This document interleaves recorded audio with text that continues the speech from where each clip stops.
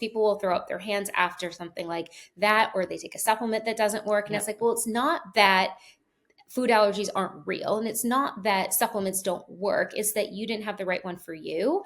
And that's just information. And then you can move forward from there.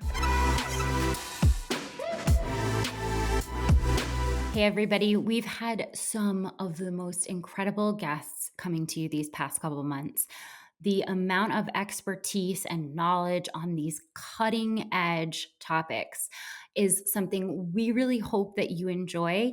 And if you do, it would make a huge difference to us if you could rate, review, and subscribe the podcast. It helps us to get more guests, better experts, and talk about all of the things that are really important to you.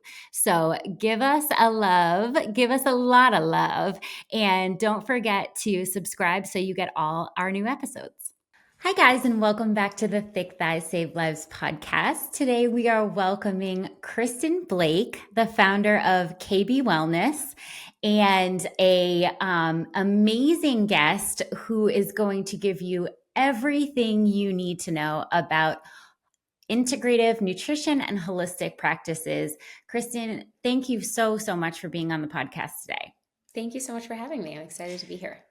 So you are a mom of 3 boys. You are a wife. You have started this incredible wellness practice, and you're helping women worldwide to just feel better.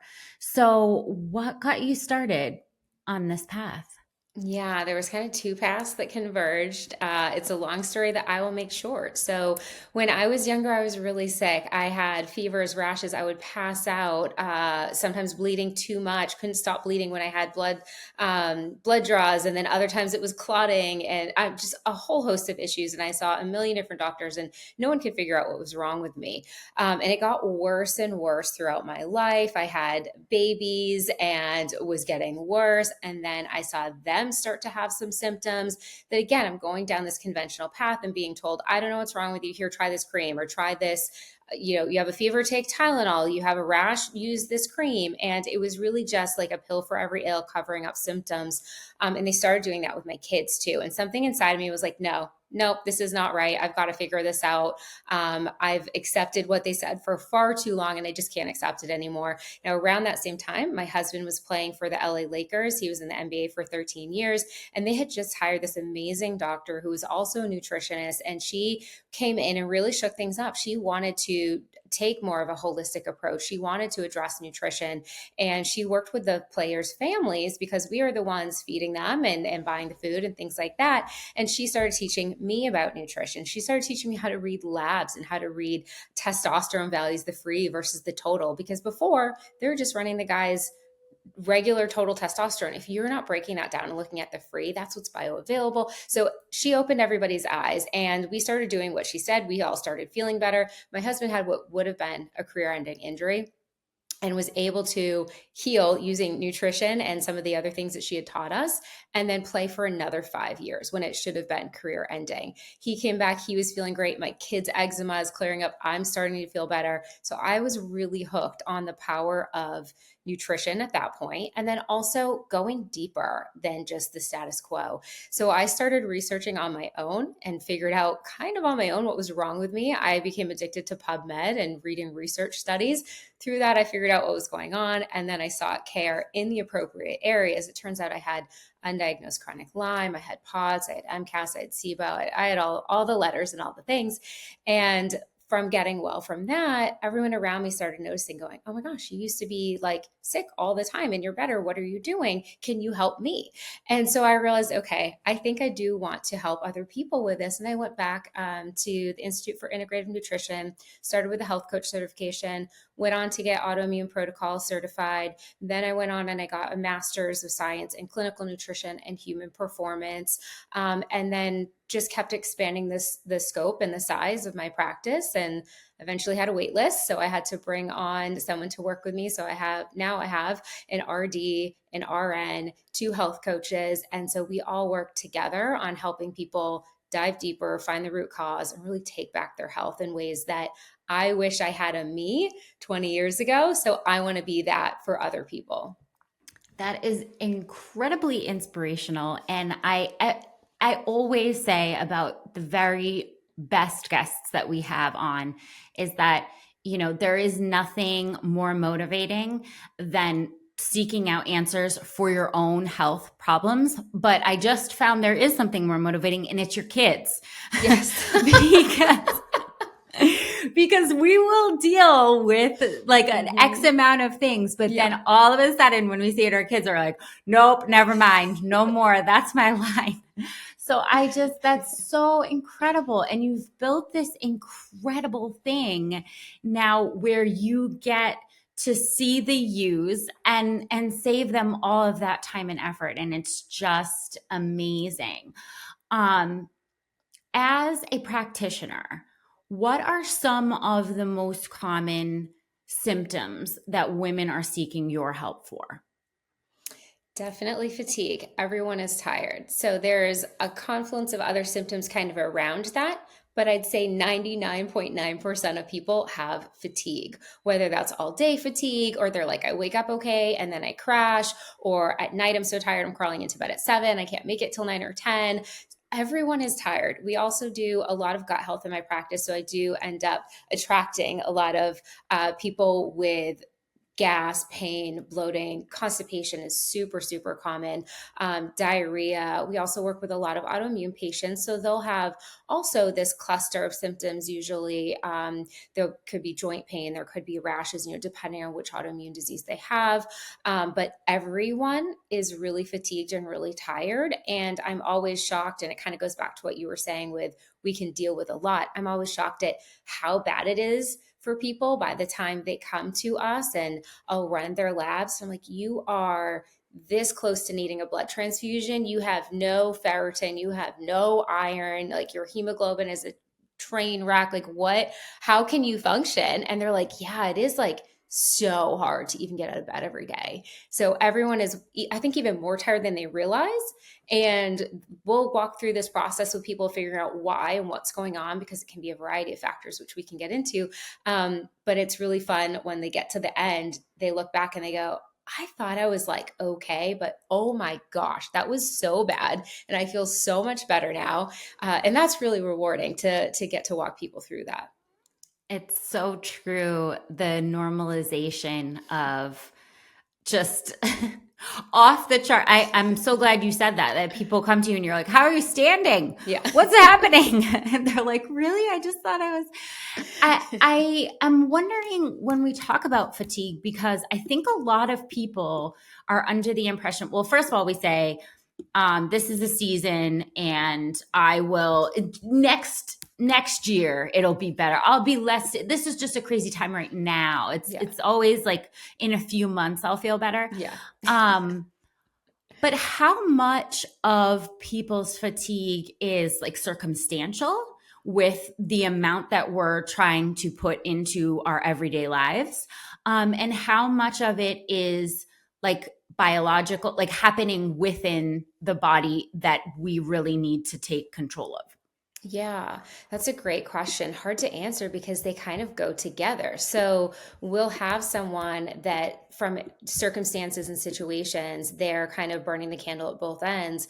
And then that creates this physiological dysfunction where they have really low cortisol, their adrenals are burned out, they're not making DHA, they're not making cortisol, they're not making anything, they can barely function.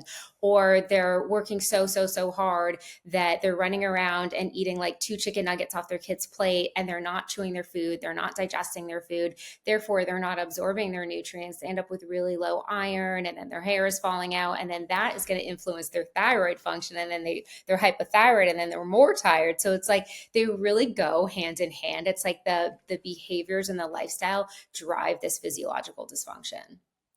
That's wild. I think, so many, this is so relatable, first of all. And so many people are wondering about that root cause. Is it that like I need to quit my job?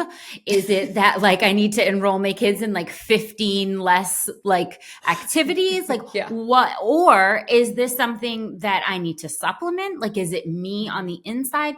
So I think that that's a really common and relatable thing. And I love to hear like that you're approaching it from this all encompassing view of like Mhm. lifestyle and, these physiological features. Um, can you talk to me about your feelings on caffeinating the fatigue? Yeah, so Because you're we're just doing that. masking it. Yeah, you're Yeah. masking the problem. And I'm not anti caffeine. I drink a cup of coffee every morning. Sometimes I drink a second one when I sit down at my desk after I've had breakfast, I've worked out, I've showered. I'm like, oh, okay, I'm still not there yet for work. So sometimes I'll have a second one, but that's different than pounding energy drinks all throughout the day or depending on caffeine all throughout the day. 1 or 2 cups of coffee, and this also, I'm obsessed with genetics. So there's a gene that processes, it impacts how well you process caffeine. And so if you're a slow caffeine metabolizer, 1 cup you might be shaky. So you probably shouldn't have any. But then there's people that are fast metabolizers where they, theoretically could have like 5 cups and barely feel it. I still don't think anyone should be drinking 5 cups of coffee. But if you're in the middle, you can have a little bit of coffee. It's not that big of a deal. It's not going to disrupt your sleep at night. You want it to be in the morning. Don't drink any caffeine past lunchtime. But if you're finding that you're reliant on it versus like, I like it, I feel good, I'm focused, I'm ready, but you're like, I can't function or live without this, that's a problem. That's a clue we've got something going on. We've got some adrenal dysfunction. We've got some issues with cortisol, maybe some blood sugar issues, maybe iron, maybe thyroid. This is where I like to really dive in and figure out what is it for you. And I'll say, I've been doing this for 10 years. I've never told someone you have to quit your job, you have to give up your life, right? So you don't have to like totally throw everything out the window, but we do tell people a lot to slow down. So we'll say, maybe don't wake up and do CrossFit and hit at 5 a.m. if you're super duper tired and fatigued. Like, let's shelve that for when you're healed. And right now, we're going to maybe sleep in a little bit more. We're going to do walks. We're going to do yoga, and we will get you back to where you can go back to doing what you loved. But there's a time and a season, and we might be in a healing season. And so we're not saying quit everything that you're doing, but just like take it down a notch if you're super fatigued. I love that. One of the things that I think that people really look past when it comes to fitness is when it becomes like a sort of, it's not good anymore. It crosses a line where waking up at 5 a.m. to do CrossFit is doing more harm to your body than it is good. And I think we have a really hard time like distinguishing when that point is. And like, because we know, we have to fit this in, this is important to our life, but I think it's really important, and I'm so glad you said it, because we've got a lot of women listening that are real type A's, and they absolutely find a way to fit in their workouts, like no Yeah. matter what, Mhm. even if it's to their detriment. And I think that it's important to look at that, and I'm glad you said Mhm. that. Yeah. And I love to use data whenever we can. I'm very data driven in my practice. So if you wear an Aura ring, let's look at your HRV. Let's see what your recovery is looking like. And if your HRV is tanked, like let's back off on the workouts. And if we run a cortisol panel and it's just super low and flatlined, we know, and we can show you, clinical trials on this. If you don't believe us at first, we can show you evidence that flatlined cortisols with an absence of a cortisol awakening response, which is the spike you're supposed to get, are correlated to higher rates of cancer and autoimmune disease. So Wow. it's that important. And so sometimes people like they don't, those type A women, they, myself included, we don't want to give up what we love. And we're like, no, it's my mental health. Is it really? Or are you telling yourself that? And so if we can use some data and give you new things to do for your mental health and reframe it as this is temporary and let's kind of recover and rejuvenate, that data can really drive it. And hey, maybe your HRV is great and your cortisol is great, and then we'll leave you alone and let you keep doing your CrossFit and your HIIT. But we want to see that evidence to help, let's all get on the same page and work together. I love that. I love that. Let's talk a little bit about some minerals, because I think that these are just now sort of coming to, they're getting hot. They're getting hot. People are now, Mm-hmm. especially magnesium. I think that, Mm-hmm. everyone's looking for sleep solutions, and this has become sort of at the forefront. I want to talk about energy, recovery, and sleep, and potential mineral imbalances that people could be facing that they might not even have thought of. Mm-hmm. Yeah, so I mean, magnesium is great. I love magnesium. And there's so many different kinds, and they all are going to do something different. So this is where it gets kind of like lost in the sauce, is you'll see online people saying like everyone needs magnesium. And so you run out and you buy magnesium. If you bought the wrong kind, it might not be doing what you want it to do. So if you want to calm down at night and you want to have better sleep, you're going to get magnesium glycine. If you want to support your muscle function, you're going to get magnesium malate. If you are constipated, you're going to want either oxide or citrate, but please don't do too much of either. They draw a lot of water to the stool, so they're less absorbed into the GI tract. They're less bioavailable. Which at first that sounds bad, like, oh, I want something bioavailable. You actually, for constipation, you want it to not be as bioavailable. You want it to sit in the GI tract. It draws water molecules in, so it helps the stool pass more easily. So if you're going too high of a dose, you're going to have diarrhea. So that's why I say be careful. Don't use too much. I like to use a product that has a blend of a little bit of citrate, a little bit of oxide, a little bit of malate. So it's much more gentle and buffered versus just let's draw all the water. But if you're trying to get it to cross the GI lining, not just sit there and grabs onto some water, and you want it to go and travel around your body and do other things, then that's when you want the other forms like magnesium glycinate, magnesium malate, and taurate. There's a lot of different kinds. I did a post on this a couple months ago where I broke down all the different types and like what you want them for. So magnesium is great. You just need to know like what you're doing with it. Do the majority of people need to supplement in the like like iron, sodium? Like, are the majority of people that you're seeing with some of these common symptoms, are they level there, or are they showing like extreme disparities? Yeah, great question. So, one thing that we know after studying soil for the past 100 years is that it has been getting more and more depleted in nutrients, including minerals, over farming, monocrop farming, glyphosate, things like that. So, we know that people are going to be more prone to being deficient in a lot of different things, minerals included. Now, what doesn't ring true for me in my practice, what I've seen is it's not really a general across the board unless we're Okay. talking about magnesium. So, perfect segue from that because magnesium, I think most people are deficient in. Outside of that, we see minerals have a very delicate balance in the body. So some of them compete for binding sites, some of them block absorption of other ones, some are cofactors in transporting them other places. Like copper is important for ceruloplasm, which then impacts transferrin, which then impacts ferritin, which impacts your iron stores. So you start at copper and you end up at iron. So it's very complex. And then we have something like zinc and copper, they compete for binding sites. So if you are pounding zinc because you're like, it's winter, I don't want to get sick, Yeah. you are competing for those binding sites. You're going to shove all the copper out of the way. It's not going to get into that receptor that it needs to. Bye copper, that's gone out of your body, and now you're copper deficient because you pounded too much zinc. So the rule of thumb for everyone listening for zinc is no more than 45 milligrams for no more than 4 months. So if you are in an acute illness state, you're sick, you want to pound 50 milligrams for a week, have at it, but then Okay. calm down and don't do that year round for 5 years straight, or you will have like the worst copper deficiency known to man, and then you're going to have iron issues because again, copper is important for ceruloplasm and iron transport.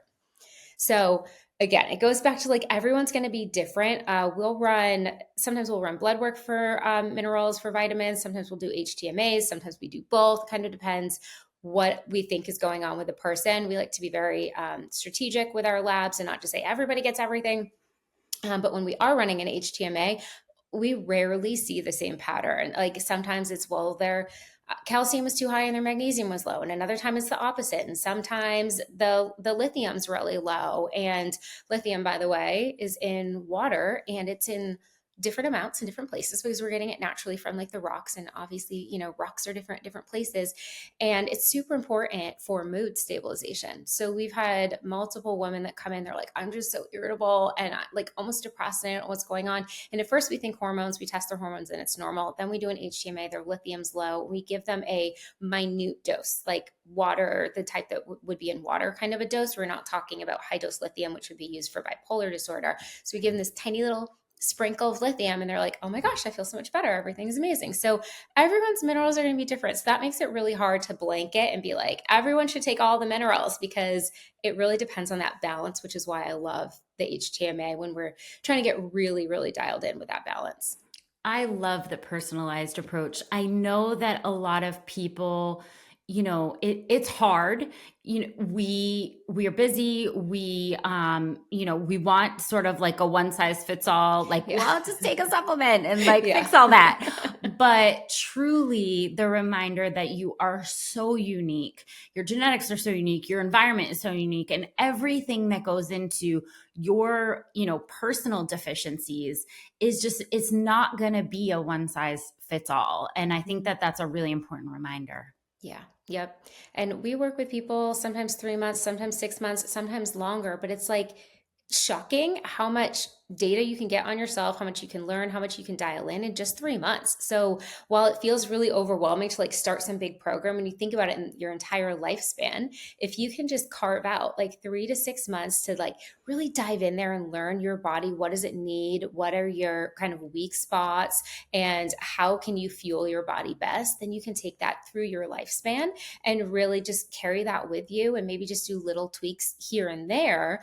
But after that initial time frame, you learn so much about your body, especially if we're diving into genetics and we can teach you about, maybe you have VDR TAC and that's why you're just always low in vitamin D. And like, why are you always low? Well, it's your genes. So now you're going to need to probably supplement with vitamin D for life if you have VDR TAC versus if you don't, maybe you just had a deficiency because of a gut issue. We boost that up and then just go in the sun and you're fine. So you just can learn so much about your body and take that with you. Quick interruption, guys. We are always talking about the importance of community to help you along your journey, to keep you motivated, to surround you with like-minded people. And we have a massive, massive community to do just that. If you haven't already, get in our fitness group on Facebook, Fitness Programming by CVG. Get on our app, CVG Nation. We've got hundreds of thousands of women on there who are just waiting to cheer you on. And we cannot wait to meet you. Get with us on our channels. We love to see you there. Is there a preferred method? Now, I know it's going to be different from supplement to supplement, but I have seen, just speaking on magnesium, that there are, like sprays that absorb into your skin, and then there are like lotions, and then there are like, obviously a traditional kind of vitamin sort of supplement. Do you have a preferred way for the majority of your minerals, or does it vary? It varies and then person to person. So kids will use spray a lot. They can't swallow pills. Like a lot of liquids taste gross. So anytime we can use like a cream or a spray with a kid, we will. And so I love magnesium spray on the bottom of your feet before bed if you've got an anxious kiddo that has a hard time falling asleep. And then if you're an adult where you're like, I like that too, that's fine too. Some people are like, I never remember anything in liquid form. I need pills like in my pill dispenser. And so we'll pull from that because the most helpful supplement is the one that you take and you remember to take. And there's the truth. On supplements, we love if I find that this isn't working out, rather than, overhauling my whole life and not eating 3 chicken nuggets from my kid's plate in between sports practices, I'll just take something.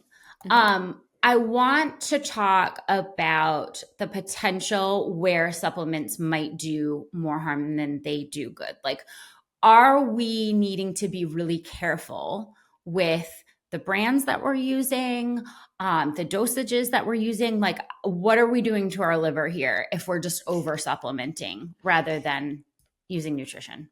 Yes, that's a great question. So, first of all, let's talk about which supplements are good versus bad. There's a wide variety of good to bad out there. And one thing I'll say, I was actually at a conference this weekend talking to a supplement company about a recent study that came out showing how much of the supplements you get on Amazon are not the supplement you think that you're getting. It is something else entirely. It is tampered with. There was one. They were studying urolithin A, and which is like a hot new thing on the market right now. And they tested what was in the capsule, and 0% of what was in that capsule was urolithin A. they don't know what it was, but it was not urolithin A. So don't get them on Amazon. Don't get them from GNC. I hate to say it, but those are not good quality brands. One of the things that anybody can look for to try to kind of screen this out is GMP. So if it has a GMP label on it, that stands for good manufacturing practices.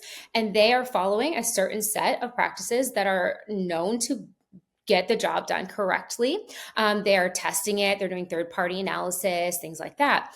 And so that's really important, is looking for the quality of it. I have kind of my favorite brands that I will always pull from, that I know I've vetted, I've trusted. They're GMP supplements, they're practitioner grade. All of our clients have access to our full script dispensary, which has all of the practitioner grade supplements. So you're able to, it's like Amazon, but not shady, and it's coming right from the company. And it's all of the good brands like Integrative Therapeutics and Metagenics and Thorne and things like that. There was also a study that was done in Canada. I think it was like 5 or 10 years ago at this point, but it's equally shocking, where they pulled off the shelf from a local drugstore dozens of supplements, and they found that only a tiny percentage of them had an accurate amount of what was in there to the label. So some not only like didn't have the full amount of what you're like, let's say you're trying to get magnesium and you need 100 milligrams to be able to sleep good, and this only has like 20. Well, yeah, that might be why that supplement didn't work, right? Because there wasn't enough in it. But what's even crazier is that some of them had ingredients that were not on the label. Oh boy. And this is where it gets crazy. I did a post on this a couple weeks ago too. There was an over-the-counter supplement that had amphetamines in it. And like it was like a pre-workout or something, and it had like literal drugs in it, and that's not on the label, and that's not supposed to be in there, so that got pulled. But it's not well regulated. The supplement industry is not well regulated, unfortunately. GMP is one where like they are checking it and they're regulating it, which is why I like that. And then another label you can look for is NSF, so that's certified safe for sport. I work with professional athletes. My son plays basketball in college, and he gets drug tested, and my athletes get drug tested randomly year round. And I am not going to give them a supplement that ruins their entire life and their entire career. So NSF, they are screening it for banned substances. So they have somebody else come in and make sure everything in this capsule is okay and nothing is a banned substance by accident. Because what happens with some of these not so good factories is they're pumping out a bunch of stuff on the same conveyor belt and with the same machinery. And so they were making something over here. Well, now that got into this, even though it wasn't supposed to be in it. So NSF facilities are only processing things that are approved and not banned substances. So that's another kind of like layer of support. And that's what I always use with my athletes, because it's crazy out there. So that's one thing, is there's a lot of bad supplements. Steer clear of them. Use the more expensive one. Like, I know we want to save money, but you're not doing yourself any favors if you're accidentally taking amphetamines, or you're taking something that doesn't even have a single drop of the ingredient that's supposed to be in it. You just paid money for nothing. You just wasted your money. So pay extra for the good supplements. So I'll say that. And then the liver thing. So yeah, you got to know what you're taking. Are you taking the right dose? Are you taking the right amount? Are you taking it at the right time? Like, again, going back to things compete for binding sites. If you are taking your calcium with your iron supplement, you just took nothing, because those are going to compete and the calcium is going to block the iron. So let's say you have iron deficiency anemia and you're taking your calcium because you also have osteoporosis and you're doing it at the same time. Yeah, you didn't help your anemia at all, because the calcium blocked that absorption. So you got to know what you're taking, when to take it. This is something we do with all of our clients. We make these massive spreadsheets, and of everything they come to us with. Some of that we're like, can we not do that anymore? Any medications they're on, we have to screen for medications, and then we help them time it out during the day, so they're not taking the wrong thing with the wrong thing. And then again, going back to the liver, curcumin in high doses has been shown to negatively impact liver function. Now, I love curcumin, and we do give that to people all the time, but we don't super dose them for 10 years, but people are doing this because they don't have this knowledge. They didn't go to 5-6 years of school like we did to learn this kind of stuff. And so they're like, oh, curcumin is good for inflammation. It's good for joint pain. I'm going to take this indefinitely. And some of the dosages that you can purchase are really high because that's intended for short-term use, but it's not, it doesn't say that on there. And so if you don't know that, then you might be taking the wrong dose for the wrong time frame, and you could certainly do more harm than good. I've had people come to me with absolute just buckets full of supplements, and they're just like emptying it out on the desk when we're talking, and I'm like, oh my gosh, did someone put you on all of these? And they're like, nope, did it myself. And I'm like, oh no, oh no. We gotta walk this back. So it's admirable, right? Because you have these symptoms and you're seeing, a traditional, your primary and I don't know, They're not helping. You could be crazy. I'm not Yeah, sure. Have you right. thought of lowering your stress? Right. Like and so, you get to be like a Google doctor and you end up with all of these things, but it's so true that like that is wildly dangerous, not even just because you don't have the knowledge, but then also because you can't trust the supplements. Yeah. It's Oh really my scary. God. That is so scary. Yeah. And I'm sorry, I just have to geek out for a second on like the spreadsheet and the timing and stuff like that, because like, I know that a lot of people might think like, whoa, that's really extra, but like, I don't do my own dental work. I don't cut my own hair. Like, what could be more important than what is going in your body on a daily basis and how it's functioning on a daily basis? And why wouldn't I have a spreadsheet made by a professional? Yeah. Yeah.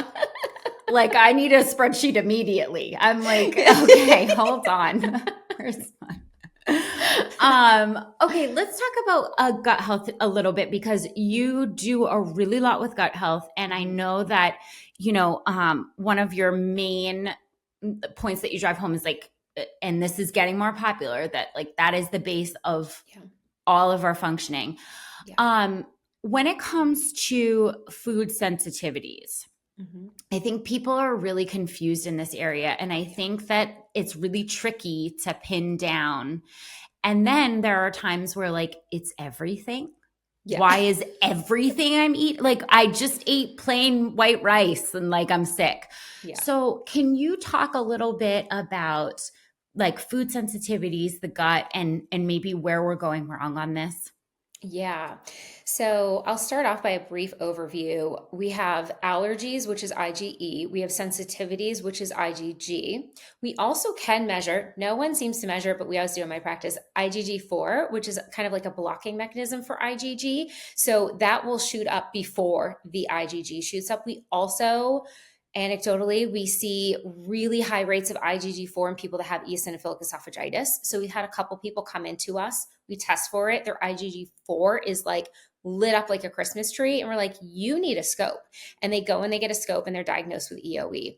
And then complement protein 3 is another thing that we can look at. And that actually amplifies the other sensitivities by 10,000 fold. So when we look at this big picture, we can see everything that's going on, and we can get a lot more strategic and intelligent about what are we removing for how long and why. Our goal is to not remove a ton of foods. So we try to really get picky and choosy with that, because what tends to happen if people do this on their own is they'll go, I don't know, I think I respond negatively to these 50 things. They take them out and they're eating like 4 foods. Well, you then are going to develop a sensitivity to those 4 foods. And I'll explain that in a moment, the loss of oral tolerance and increasing allergies. So then you're allergic to those 4 foods. And so then you're like, okay, I'm going to eat one food and it's this other one from over here. That works for only so long. And then you're allergic to that food too. So what happens is we have an immune system that lives in our gut, and it lives behind this. It's supposed to be kind of like a fishnet stocking. And when we've got these big gaping holes and it's a chain link fence instead of a fishnet stocking, or we've got just like complete missing chunks in here. Those are called enterocytes, those cells that live right there. And that's that barrier. And so what's supposed to happen is the food comes through and there's a little bit of a sensing process where the immune system will send something up and say friend or foe, and then it will allow absorption of the nutrients across that gut lining. And then the body can then process that and deal with that appropriately. That's the way it's supposed to work. But when we've got this chain link fence, or we've got entire missing chunks of the fence, things are just flying through. These antigens are coming through, and the immune system's like, hold up, that didn't go through the proper process. That's not supposed to be back here. What on earth is this? I don't like this. I'm going to attack this. And it launches an immune attack. And so that could be IgE, it could be IgG, but there's friendly fire in there. So then we get inflammation, we get further damage of the gut lining. Through that inflammation, we end up with joint pain and brain fog and fatigue and things like that. Now, IgE allergies you tend to feel this fast. IgG can take up to 4 days to feel because it's this long smoldering process of inflammation, like this fire in the body. And so that's where it gets really confusing, because over the course of 4 days, you might have eaten 27 different things. And then you get a migraine. Well, which thing gave you the migraine? I don't know. You ate 27 different things, and you're not going to stop eating all of those things, or at least you shouldn't. So when we are using a food allergy test, and there's pros and cons to it, there are some weaknesses to it. It's not infallible. It's just a tool. It is not the end all be all, but it is a really good tool for us to get smarter about, ooh, it looks like there's a really big fire every time you have gluten and chickpeas. So let's stop with those for a little bit, and then let's heal that fence back up. Let's turn that chain link fence into fishnet stockings again. So we're going to go in and we're going to do some gut healing. We're going to do some gut testing and some healing. And we're going to use the appropriate herbs at the appropriate time. Maybe you're also going to be drinking some bone broth and things like that to help heal up the gut, so that then we've got it nice and closed again. And then you can have those foods back. So the goal is not, oh, you never eat any of these foods ever again. It's let's fix things. Let that immune system calm down. It's all riled up. It thinks it needs to go on this all out attack every time it sees a chickpea. Let's tell it to chill. And then we've healed everything up. And then you can have your chickpeas back again without a problem. And for the most part, we find that people are able to reintroduce like 80 to 90% of their foods. Wow. Everyone's different. If you have a highly allergic individual, they have had a lot of atopy in their life, they had eczema their whole life, they have asthma, they've always had allergies, that's going to be harder to reintroduce as many foods. And there's other root cause things that we want to do there to help lower that body burden and that histamine bucket and stabilize mast cells and things like that. But as a general rule, you should be able to get most of your foods back if you've gone through this process appropriately. And then at the end of the day, you find like, maybe your body just really doesn't like this one thing, and that's okay, but you got everything else back and you feel better and your skin's better and your gut is healthy and everything's great. Now, one other thing I'll say about that is, as you heard me say, there's 4 different things we test for. There's tests on the market that just test for one, or they just test for the other one. You're going to get a false sense of security. You're going to run that test. You're going to be like, cool, I just need to take out dairy and blueberries and I'm good. And you take out dairy and blueberries and you don't get any better. And you're like, this whole thing is stupid and food allergies is stupid. Well, you maybe just ran IgE only and you didn't run IgG and you didn't run the complement protein. So if you're just doing one or the other, and I'm not saying like, if that's where your budget's at and that's all you can do, that's okay. But just don't get a false sense of security in that and think, well, this whole thing is terrible, because people will throw up their hands after something like that, or they take a supplement that doesn't work. And it's like, well, it's not that food allergies aren't real, and it's not that supplements don't work, it's that you didn't have the right one for you, and that's just information, and then you can move forward from there. I love the hope that if we do have some sensitivities, that it's not a forever thing. Mm-hmm. And I think that people sort of get stuck in this like all or nothing kind of like, well, if everything's going to make me sick, then I'll just be sick because I'm not just going to eat. Like, I'm not giving up bread. I'm not giving up these things. And like, if this is how I have to live, then fine. And then on the other hand, people are, taking out everything. And as you mentioned, having more issues with the foods that they leave.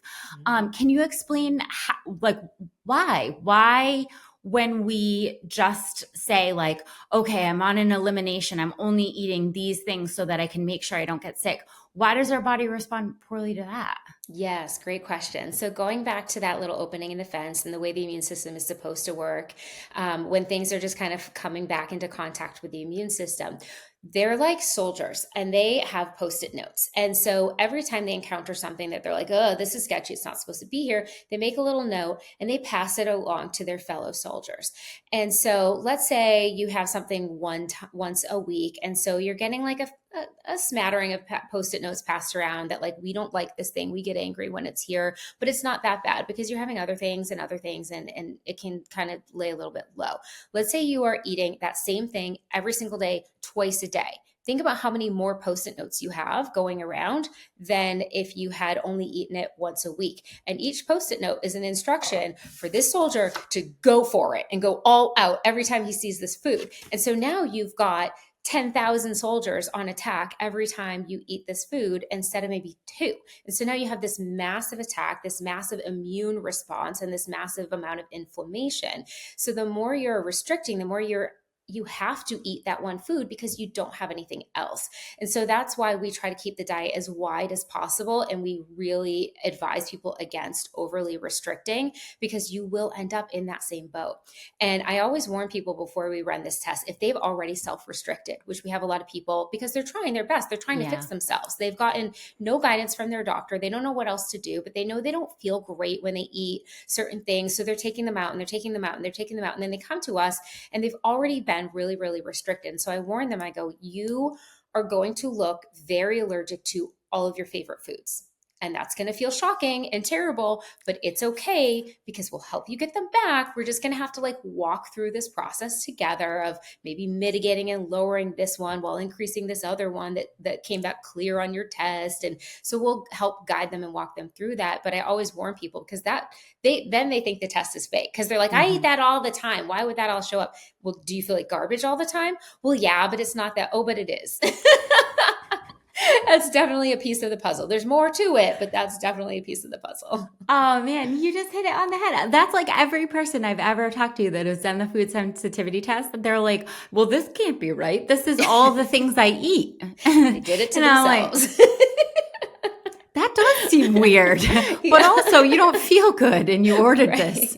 So, yes. Oh man, that is so great. So when you see someone who's been stuck in this like constant inflammation, like this cycle of like, okay, the gut is not healing and we're sending this incredibly crazy immune response and we have this chronic inflammation, is there like a road where we can sort of get that lowered a little bit just to sort of get back on track? What is the first thing that people could do if they're really, really having trouble there? Stop eating gluten. That's like the low-hanging fruit. Yeah. That's the easiest thing. Gluten triggers zonulin. Zonulin is a peptide in the gut that causes intestinal permeability. So this was studied by Dr. Alessio Fasano at Harvard. There's a lot of great information about this, and he's proven time and time again, we have high zonulin, we have leaky gut. Gluten triggers the release of zonulin. So if you are like, I don't know where to start or what to do, I know people hate when I say this, but just stop eating gluten for a while. You know, if you can get in there and get guidance, like working with somebody like us and really get it all dialed in and figure it out, awesome. But if you can't do that and you're like, what do I do right now today to feel better? Just stop eating gluten for at least 30 days.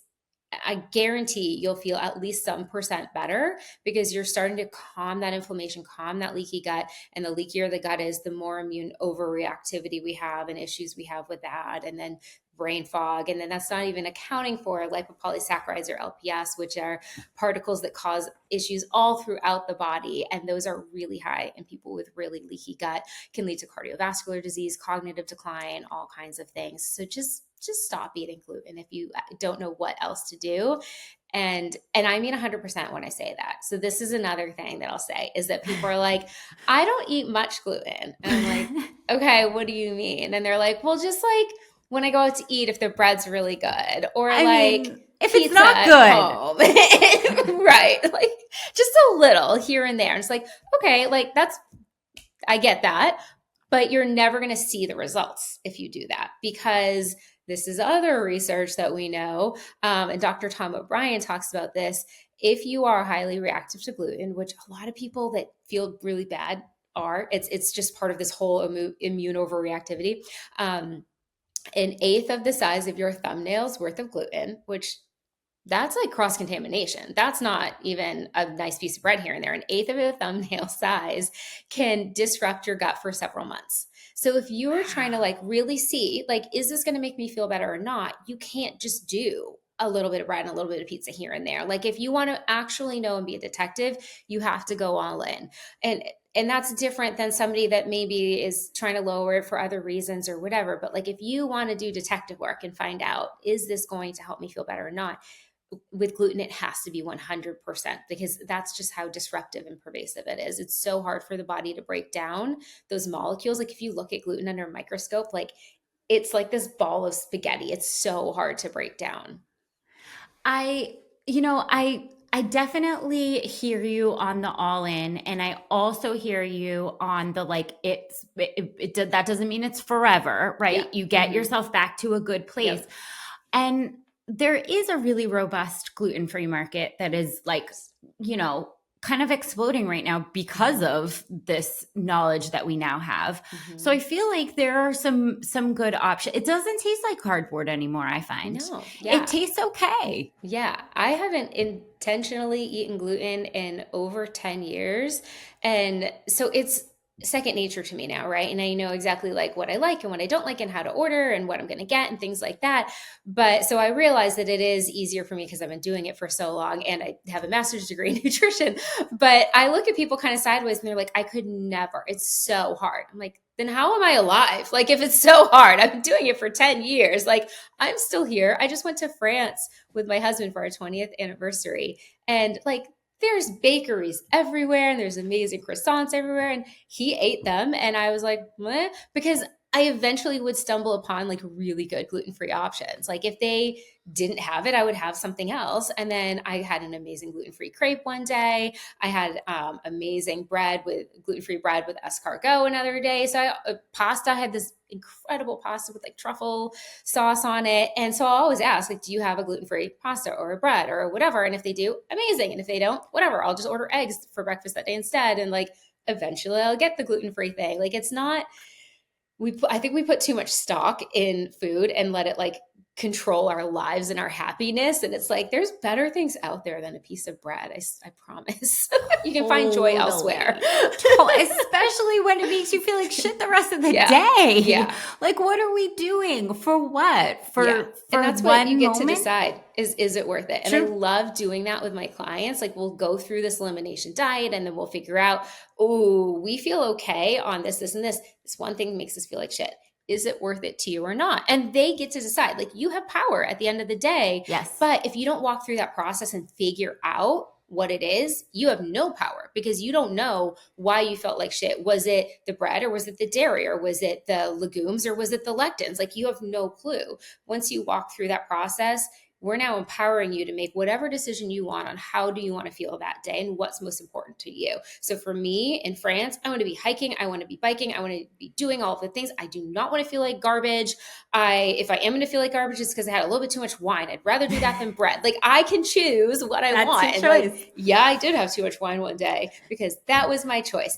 But you can't make that choice from an informed position if you don't know what's impacting you. So that's another way we walk through those food eliminations, like you said, is it's not forever, and we get information at the end of it that you then can do what you would like with it. But you will never get there if you don't walk through that process originally to figure it out. Oh my God, power over everything. And yeah, and like I have people in my life that are like, yeah, I can't eat dairy, but I'm eating this ice cream right Yeah. now. And it's going to be a Because that's bad time. temporary. It's only an hour, right? It's going to be a bad time. But the last 5 times I've said no, so I'm saying, and Yeah. that is empowering. Like you Yeah. said, Yeah. it really is the decision to Hmm. choose and not just Yeah. to be sick without any knowledge of why. It's so good. Hey, you. Thanks for getting in touch with the Thick Thighs Save Lives podcast. We love your questions and adore hearing from you. Leave us a hello, A burning question, feedback. or anything else you want to share with us on the podcast. We will play your message live on air if we can. Thanks for being an amazing friend. Stay safe and moving. All right, I have a tough one for you. Okay. We've got a health industry The health and wellness. I love the wellness people. Listen, there are so many myths. There are so many trends. There are people out there giving advice that do not have the credentials. And it's really, really hard to sift through.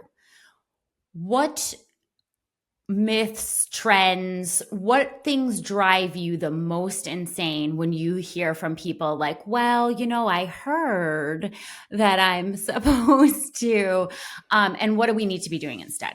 Oh, I'm so excited to answer this. I have so many. Can we talk for 4 hours? So my top one is going to be DIM, diindolylmethane. Have you heard everybody saying, oh, if you have heavy periods, if you have estrogen dominance, take Yes. DIM? Do not do that. DIM is going to shove everything down that 2-OH pathway. And if your COMT pathway is not open, you are going to feel so bad. So let me explain this. So think about you've got a bucket or a bathtub, right? The estrogen is the water in the bathtub, and that's filling up. And if that's too high, you're going to have estrogen dominance. You're going to have heavy periods. You're going to have PMS. You're not going to feel good. You're going to be really cranky, really irritable, especially leading up to your cycle, maybe even blood clots with your periods, things like that. So we don't want to be estrogen dominant, of course, but our estrogen then goes down 3 pathways, 2-OH, 4-OH, 16-OH. And that is going to determine, is this a healthy pathway? Or is this the breast cancer pathway, which you also don't want things flying down that one? Or is this more of like the proliferative toxin-driven pathway? We see that one a lot with endometriosis and things like that. So there's different ways the water can go. And then it's in the bathtub. And if we don't have the drain open, then I don't care what you're doing trying to shove the water around, like it's still there. And let's say it then spills over into the wrong pathway and it's backflowing, you feel like garbage. So you have to open the stopper. Now, if you don't know if your stopper is open or not, you should not be taking DIM. So we use a test called the Dodge or the Vibrant Hormone Zoomer, where we can see all of the pathways. We know the genetics that impact your pathways. But even if we don't know your genetics, we know how to kind of encourage that methylation cycle of that gene to work better. So for COMT, for example, someone has really slow COMT, they're going to feel typically pretty anxious already. They are going to be kind of like that type A, like wired kind of a person. If they have slow COMT impacts your catecholamines. So these are like neurotransmitters, so which is why it's going to make you feel like really anxious and irritable. So if they have slow COMT, we don't have that open stopper, okay? And then if we're just doing DIM to kind of just like try to dump things out, but it's not going anywhere because that stopper is not open, you're going to feel so bad. But we can upregulate your COMT with B6, with magnesium, with S-adenosine methionine. Sometimes even we could use creatine. Quercetin is going to slow your COMT. So if it's too fast, we know we can slow it with things like quercetin. So depending on what your COMT is doing, we need to make sure that is good first. And then we also want to know, why is your estrogen so high? Is it over aromatizing from testosterone, or are you just making too much? Or is it because of that stopper is open? So that's where we can get a lot more intelligent and strategic about what we're doing versus just take DIM, because it might make you feel so much worse. And I've had so many people say, I was told to take DIM and I felt like toxic, like I was being poisoned and dying from the inside out. And that was probably because they had slow COMT. Other people, they're taking it, it's not doing anything because it's just over aromatizing from testosterone, which we need to block that aromatization either by fixing inflammation, fixing their insulin, or sometimes you can use things like nettle, saw palmetto, things like that. So don't just randomly take DIM because you might make yourself infinitely worse. So that's number one. And then the next thing that I hate is following men's science and just applying it to women. So I think this is finally starting to come to the forefront. We don't have enough studies on women.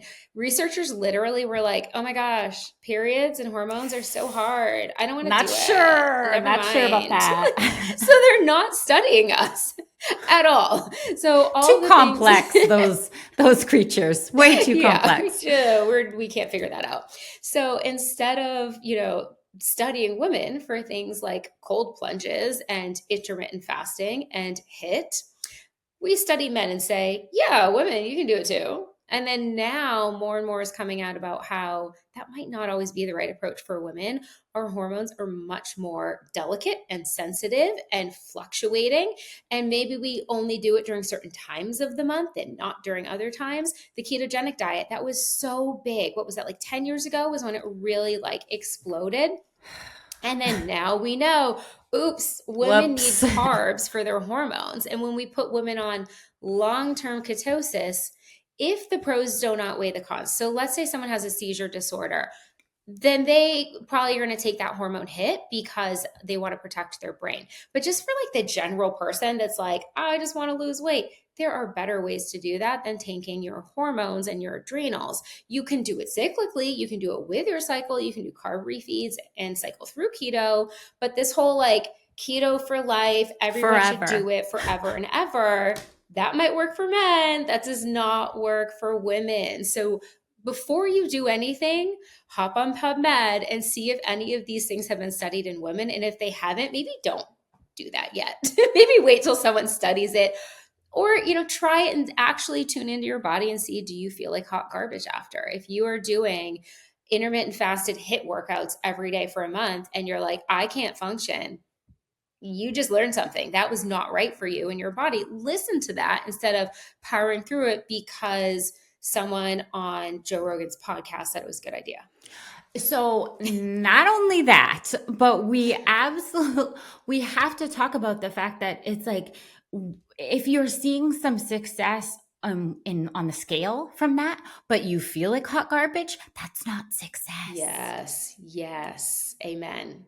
Because I think that's a lot of what happened with keto is like people knew that they were feeling horrible. They were literally giving names to the keto flu, like how horrible they felt. And they were like, but I'm down 10 pounds though, Right. Look at me go. Yes. It's like, girl. And we don't do weight loss in my practice. People lose weight when they work with us, but we don't do weight loss. We do health. And if your normal weight, healthy weight for you is supposed to be lower, once we've gotten you healthy, like that will be a byproduct. But we don't come in there with like, let's lose weight. And so if somebody comes, I always do discovery calls with people to make sure they're a good fit for us. And so if somebody comes to my discovery call appointment and they're like, I just want to lose 20 pounds. I don't care about my health. I don't care how I do it. Like, I just need you guys to help me lose 20 pounds, and be like, we're not the practice for you. We don't do that. We do health first. We want to get you healthy, and then the weight will normalize and follow on its own. Isn't that like the thing you want to shout from the rooftops? Because they're thinking about the amount of damage, metabolic damage, and just all the things, fatigue, all that we've gotten over the years from these crash diets and these, things that were studied on men that were never designed for women's hormones. It's just like, it's so bad. And I did it in the 90s when I was like a teenager, and I didn't know any of this. Slim fast drinks, like what? Caffeine pills everything wrong for the prom. Yes. I mean, but these, I mean, thinking about health first and then a healthy weight as the byproduct of health.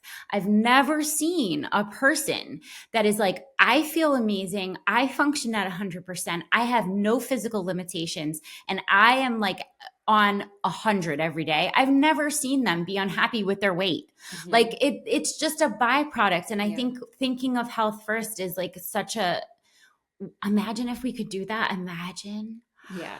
Yeah.